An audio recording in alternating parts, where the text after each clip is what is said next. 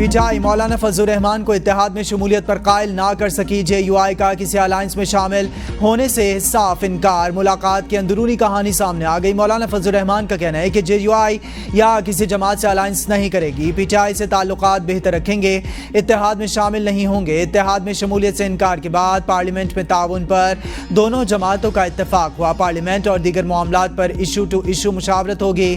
جے you آئی فی الوقت کے لیے اپنی مہم جاری رکھے گی۔ مولانا فضل الرحمان کا مزید کہنا ہے کہ پی ٹی آئی اور جے یو آئی کے درمیان تعلقات کو نارمل بنانا ہے، دونوں جماعتوں نے رابطے جاری رکھنے پر اتفاق کیا۔ کچے میں ڈاکوں کے خلاف مشترکہ آپریشن کی تجویز، بڑی کارروائی کی تیاری، وزیر اعلیٰ پنجاب کی ہدایت پر کچے کے ڈاکوں کے سر کی قیمت مقرر، خطرناک ترین ڈاکوں کے سر کی قیمت 1 کروڑ، خطرناک ڈاکوں کی گرفتاری پر 50 لاکھ، کم خطرناک ڈاکوں اور دہشت گردوں کی گرفتاری پر 25 لاکھ روپے انعام مقرر کیا گیا۔ وزیر اعلیٰ پنجاب مریم نواز شریف نے کہا کہ کچے کے علاقوں میں پولیس اہلکاروں کی شہادت میں ملوث دہشت گردوں کو انجام تک پہنچایا جائے گا۔ رحیم یار خان میں پولیس اہلکاروں کی شہادت کا تھانہ ماچکا میں مقدمہ درج، مقدمہ انسپکٹر امجد رشید کی مدعیت میں درج کیا گیا۔ مقدمے میں کوچ سیلرا اور اندھڑ گینگ کے 131 جرائم پیشہ افراد کو نامزد کیا گیا۔ درج مقدمے میں دہشت گردی، قتل، اغوا سمیت دیگر دفعات شامل۔ ثانیہ ماچکا کے شہید اہلکار مکمل اعزاز کے ساتھ آبائی علاقوں میں سپرد خاک۔ تدفین کے موقع پر پولیس کے چاق و چوبند دستوں نے شہداء کو سلامی پیش کی۔ لاپتہ بھائیوں کے کیس میں حکومتی اداروں کی بے حسی افسوسناک ہے۔ اسلام آباد ہائی کورٹ نے اظہر مشوانی کے 2 لاپتہ بھائیوں کی بازیابی کے کیس کی سماعت کا 1 صفحے پر مشتمل تحریری حکم نامہ جاری کر دیا۔ حکم نامے میں کہا گیا کہ 6 جون سے لاپتہ اظہر مشوانی کے بھائیوں کا کچھ معلوم نہیں ہو سکا۔ ایڈیشنل اٹارنی جنرل نے بتایا کہ توقع ہے اٹارنی جنرل اس معاملے پر وزیر اعظم سے ملیں گے۔ حکومت کی جانب سے عدالت کے سامنے کمزور جواب دیا گیا۔ عدالت کو امید نہیں کہ ملک کا چیف ایگزیکٹو اس کیس کی طرف توجہ دے گا۔ درخواست گزار وکیل کے جزوی دلائل ہو چکے ہیں، آئندہ سماعت پر دستیاب بینچ کے سامنے کیس مقرر کریں۔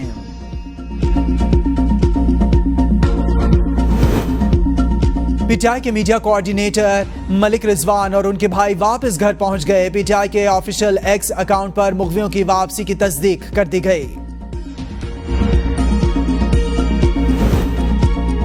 سال 2018 میں جعلی انتخابات کے ذریعے پی ٹی آئی کو ملک پر مسلط کیا گیا۔ پی ٹی آئی کی نااہلی کا بوجھ دوسری حکومتوں پر پڑا۔ سندھ کے سینئر وزیر شرجیل انعام میمن کی میڈیا سے گفتگو۔ پی ٹی آئی کی حکومت نے لوگوں کو نوکریاں دینے کا وعدہ کیا، ان کی نااہلیوں کی وجہ سے ملک تباہی کے دہانے پر پہنچ گیا۔ نگراں حکومت کی نااہلی کی وجہ سے ٹریفک کے مسائل میں اضافہ ہوا۔ سندھ حکومت نے سب سے پہلے ای وی بسوں کا جال بچھایا، شہریوں کو جدید بسیں فراہم کر رہے ہیں، کراچی میں ٹرانسپورٹ کے مسائل حل کر رہے ہیں۔ ورلڈ بینک بی آر ٹی منصوبے میں معاونت فراہم کر رہا ہے۔ اورنج لائن بی آر ٹی تقریباً تیار ہو چکی، یلو لائن بی آر ٹی پر ورلڈ بینک کے ساتھ مل کر کام کر رہے ہیں۔ جب عوام ٹیکس دے رہے ہیں تو چیزیں ڈونیشن سے کیوں چل رہی ہیں؟ ایم کیو رہنما خالد مقبول صدیقی کا سوال۔ کہا کراچی کا ٹیکس کہاں لگ رہا ہے؟ نظام سب سے بڑا دشمن ہے، نظام کے محافظ ہی بڑے دشمن ہیں۔ اس نظام کو بڑی طاقت سے گرانے، توڑنے اور بکھیرنے کی ضرورت ہے۔ تعلیم سب سے مضبوط ہتھیار ہے۔ کراچی والوں کے پاس صحت، تعلیم جیسی بنیادی سہولیات نہیں۔ ان حالات میں ملک نہیں چل پائے گا، اسے ٹھیک کرنا ہوگا۔ حکومت اشتہاری مہم پر کروڑوں خرچ کر رہی ہے، لیکن یوٹیلیٹی سٹورز کے لیے پیسے نہیں۔ مشیر اطلاعات خیبر پختونخوا بیرسٹر سیف کا یوٹیلیٹی سٹورز بند کرانے کے فیصلے پر رد عمل۔ کہا یوٹیلیٹی سٹورز بند کرانا نااہل حکومت کی غریب دشمن پالیسی کا واضح ثبوت۔ مینڈیٹ چور حکومت نے مہنگائی کے ستائے عوام کو اس ریلیف سے بھی محروم کیا۔ سٹورز بند کرانے سے ہزاروں کی تعداد میں خاندانوں کا ذریعہ معاش بھی چھینا گیا۔ ٹک ٹاکر راج کماری مریم نواز ذاتی تشہیر پر کروڑوں روپے خرچ کر رہی ہیں۔ غریب عوام پر پیسے خرچ کرنے کے لیے خزانہ خالی ہے۔ مہنگائی کے اس دور میں غریب جائیں تو کہاں جائیں؟ جعلی فارم 47 حکومت میں غریب عوام خودکشیوں پر مجبور۔ آزاد کشمیر میں بھی یوٹیلیٹی سٹورز کی بندش، سینکڑوں ملازمین میں تشویش کی لہر دوڑ گئی۔ حکومتی اعلان کے بعد 109 ملازمین ملازمت سے برخاست کر دیے جائیں گے۔ مظفر آباد زون میں 250 سے زائد خاندان متاثر ہوں گے۔